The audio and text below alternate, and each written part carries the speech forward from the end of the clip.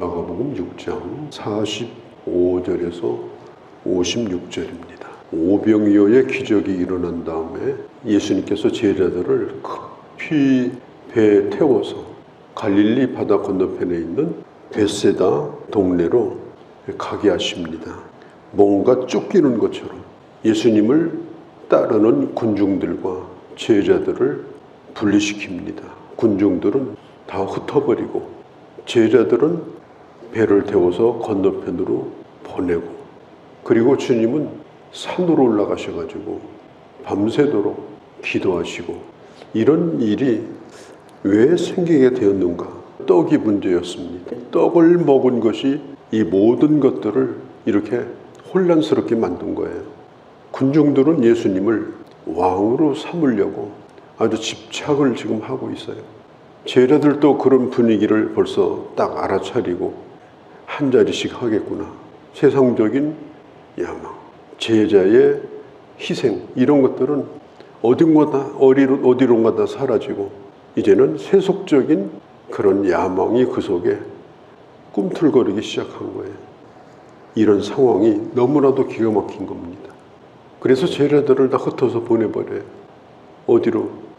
바다 건너편으로. 그리고 주님은 산에 올라가셔서 기도하십니다. 3년 동안 해야 될 그 본질이 뭔가, 이것에 대하여 성부 하나님께 깊은 기도 가운데 붙고, 그리고 본인이 가야 될 길에 대하여 다시 한번 다짐을 하고 십자가를 다시 한번 바라보는 그런 시간을 보냈을 것입니다. 지금 제자들은 이미 마음의 바람이 불었어요. 그 시간에 예수님은 성부 하나님을 바라보시는 거예요. 그러니까 빌립보서 3장에 보면 사도 바울이 이렇게 말하죠. 주님이 나를 붙드셨는데 나도 주님을 붙들고 나는 표대를 향해서 나갈 것이다. 뭔가 세상에서 이루어지는 것도 있고 인정도 받고 뭔가 될 것 같은 그때가 사명이 꺾이는 때입니다. 내 삶이 온전히 가야 되는데 완전히 굴절돼 가지고 꺾여서 엉뚱한 곳으로 가게 되는 그런 위기가 바로 그런 때 오는 거예요. 주님이 새벽 3시에서 6시 사이에 제자들에게 가신 걸 보면은 초저녁에 배를 태워서 보내고 적어도 5, 6시간 동안은 산에 계시면서 기도했던 것을 알 수가 있습니다. 호수 한가운데 제자들이 있는데 갑자기 폭풍이 몰아칩니다. 캄캄합니다. 이게 지금 어디쯤인지 보이질 않아요. 완전히 배가 통제력을 잃어버려서 침몰 직전에 이르게 되었습니다. 그때 주님이 그걸 다 보고 계셨어요. 산에 계신 주님이 제자들이 그런 일을 겪는 것을 다 보고 계셨습니다. 우리 예수님은 하나님 우편에 계신 증보자가 아닙니까? 우리를 위해서 기도할 뿐 아니라 지금도 우리의 모든 것, 우리의 심령으로부터, 우리의 삶으로부터, 우리의 모든 것을 주님은 이미 다 보고 계십니다. 캄캄한 어둠 속에서 일어나는 일도 주님은 보고 계십니다. 고생하는 것도 보고 계십니다.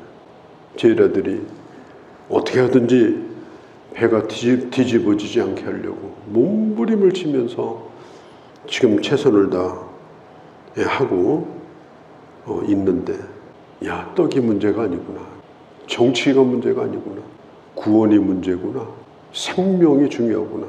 생명의 문제, 구원의 문제. 거기에 도달하니까 모든 것은 다 사라지고 맙니다.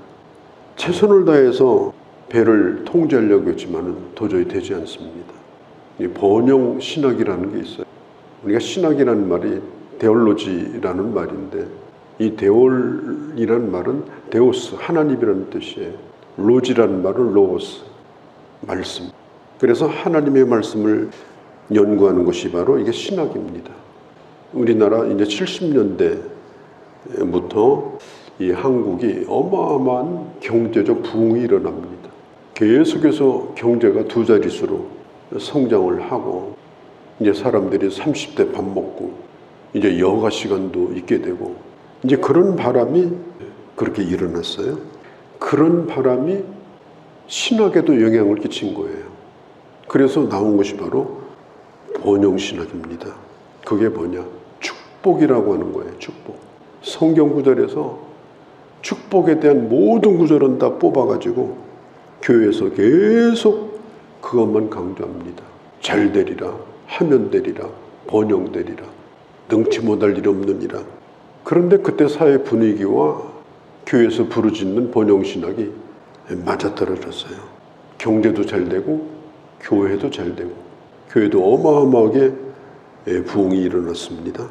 그리고 어떤 시설보다도 그 당시에 교회 시설이 앞서갔습니다. 그럴듯한 모습으로 와서 신앙생활을 하고 이런 걸 한국교회가 경험을 하게 되어져요. 그렇게 하면서 하나님이 축복하시는구나. 정말 축복이라는 말이 맞구나. 그러다가 2만 불, 3만 불 되어져 가면서 교회만 잘된 것이 아니라 다 부유해진 거예요. 그러니까 부유해지면서 어떤 생각이 들었느냐. 교회 오면 시시해지는 거예요. 이제 먹을 거 걱정하고 일용할 양식 구하는 그런 기도가 필요 없어져 버린 거예요. 교회가 극도로 하락을 하게 되는 이런 결과를 가져오게 된 거예요. 그 원인이 뭐냐. 교회가 빵의 문제에 집착한 거예요. 자다가도 벌떡 일어나서 아멘 할렐루야 하니까 몰려다니는 군중들은 아무것도 아닙니다. 특별히 빵 맛을 본 사람들이 계속 빵이 공급이 안 되면 결국은 식상에서 떠나고 결국 빵을 먹게 되면 이제는 빵을 먹었으니 또 떠나가게 되고 복음의 본질, 복음이 뭐냐, 교회가 뭐냐, 진리를 따라서 사는 게 뭐냐, 그것을 잃어버리게 되면 나중에는 교회가 아닌 게 돼버리는 거예요. 오늘 교회 현실도 그런 일을 지금 겪고 있습니다. 그런 혼란 가운데 좀 빠져 있어요. 왜 제자들하고 군중들을 분리시켰냐? 이런 문제가 생길까 봐서 분리시킨 거예요. 예수님이 이 땅에 내려오신 목적은 끝나버린 거예요. 그래서 산으로 올라가셔서 오래도록 깊은 기도를 하신 겁니다. 그리고 고생하고 있는 제자들에게 지금 물 위를 걸어서 내려오고 지금 계십니다. 48절에 보면 예수님이 바다 위를 걸어서 그들에게 오사 지나가시려고 하시매. 이 지나가신다 이 단어는요 흔히 말하는 신현 하나님의 나타나심. 구약 성경에 보면은 하나님이 나타나실 때는 하나님이 지나가십니다. 모세에게 나타나실 때도 하나님이 지나가셨고 엘리야에게 나타날 때도 하나님이 지나가셨습니다. 욥이 하나님 앞에 기도할 때도 하나님은 내 앞으로 지나가시나 내가 보지 못하고, 이 지나간다는 말은 뭘 뜻하느냐. 오늘 이 마가복음을 기록하면서 하나님의 나타나심, 예수 그리스도가 어떤 분인가를 제자들에게 분명히 보여주기 위해서 지금 주님이 제자들 옆을 지금 지나가시고자 했다. 예수님이 내려오신 목적이 뭐예요? 바다 위로 주님이 어떤 분인가를 다시 한번 보여주려고. 오병이어의 기적을 보았음에도 불구하고 조금 전에, 그것도 몇 시간 전도 아니에요, 그런 기적에 자기들도 떡도 나눠주고 자기들이 물고기도 나눠주지 않았습니까? 그런데 50여 절에 그들이 그 떡대던 일을 깨닫지 못하고, 이 말은 기억하지 못하고, 그리고 마음이 어두워져 버린 거예요. 그들에게 주님이 어떤 분인가를 보여주시려고 지금 찾아오신 거예요. 신현, 하나님의 나타나심, 그분이 하나님임을 드러내고 계신 겁니다. 그리고 그들에게 말씀합니다. 안심하라, 내니라, 안심하라, 나다. 이 말이 헬라어로 에고에이미라는 말이 뭐냐면 내가 그다, 이런 뜻이에요. 내가 하나님이다. 예수님께서 그들에게 말씀하십니다. 내가 바로 하나님이다. 내가 너희를 건진다. 내가 너희를 구원한다. 안심하라. 안심하라. 내가 하나님이니 너희를 구원할 거다. 왜 그날 풍랑이 왔나? 예수님이 어떤 분인가를 분명하게 보여주시기 위해서 그날 풍랑이 온 겁니다. 주님 바라보라는 겁니다. 주님을 바라보라.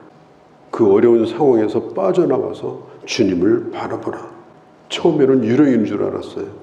예수님인 줄을 몰랐습니다. 처음에는. 그런데 나중에서 눈이 떠지니까 주님을 알아보게 됩니다. 제자들이 깜짝 놀랍니다.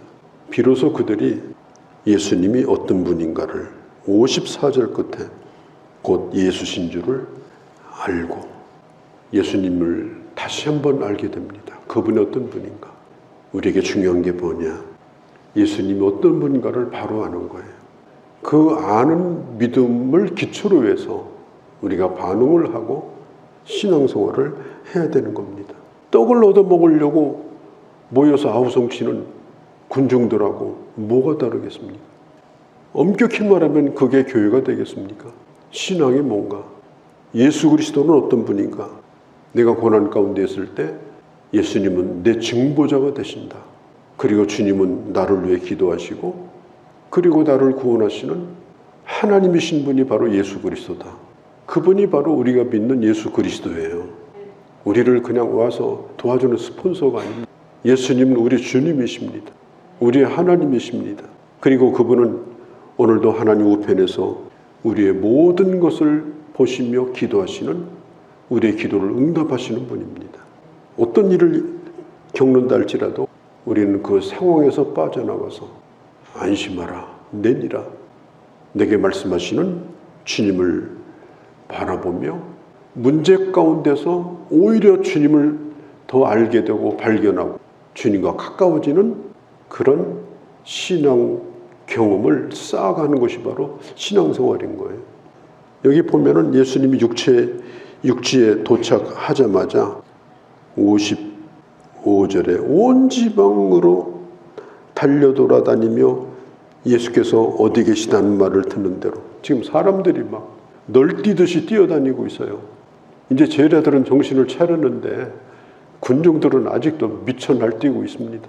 예수님이 있다는 얘기만 들으면 막 예수님을 둘러싸고 옷자락이라도 만지기를 간구하고 또 믿음으로 만진 자들을 또 주님께서 마다하지 않고 다 치료해 주시고 사람들이 또 고치겠다고 오니까 또 치료해 주셨어요. 또 그들을 성하게 해주셨어요. 그러니까 우리 예수님은 본인이 가야 될 길을 아시지만 또 사람들의 아픔, 또 사람들의 간절한 그 원하는 바들을 물리치지 않으시고 예수님이 적어도 만난 사람들은 주님이 다 치료해 주시고 좋으신 예수 그리스도의 모습, 정말 착하신 예수 그리스도의 모습을 다시 한번 여기서 보게 되는 겁니다. 다만 안타까운 것은 주님이 누구인가를 그들은 정말로 몰랐다는 것. 우리가 하루하루 사는 만큼 예수 그리스도가 어떤 분인가를 배우고 삶을 통해 경험하고 더 깊이 알아가는 그런 주님의 자녀들이 되어야 할 줄로 믿습니다. 우리 주님은 제자들과 군중들을 분리시켜 놓고 군중들은 해산시키고 제자들은 바다에 몰아넣고 그리고 주님이 어떤 분인가를 다시 한번 보여주며 그 눈을 뜨게 하시려고 그 곤욕을 치르게 하셨습니다. 우리가 어떤 일을 겪든지 고생한 것으로 끝나지 아니하고 이제 세상의 번영과 세상의 축복을 뛰어넘어서 주님이 어떤 분인가를 알고 그 주님 앞에 엎드릴 수 있는 그런 참 경건의 길을, 참 믿음의 길을 걸어갈 수 있는 저희가 될 수 있도록 저희들을 인도하여 주시옵소서. 오늘 야로도 주께 의탁합니다. 우리 주 예수님의 이름으로 기도하옵나이다. 아멘.